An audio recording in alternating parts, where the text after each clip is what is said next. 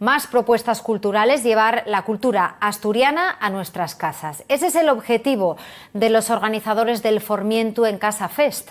Han programado un ciclo de actividades culturales para tratar de hacer más llevaderos los días de confinamiento en casa.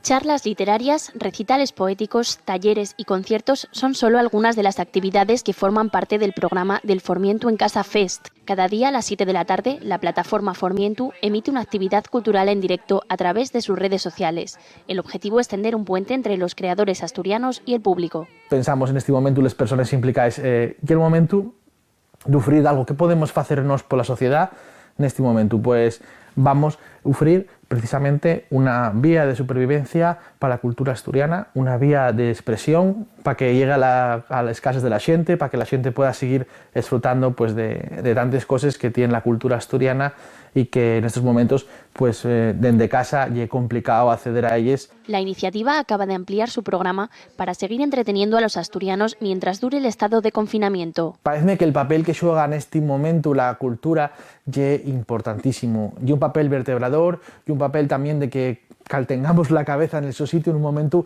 en el que tenemos que pasar muchas horas en casa y bueno, pues la cultura, tanto sea la lectura de libros como la música, como cualquier otro elemento cultural, son clave para pasar todo este tiempo y enriquecernos personalmente en un momento en el que nada más que tenemos 4 paredes alrededor.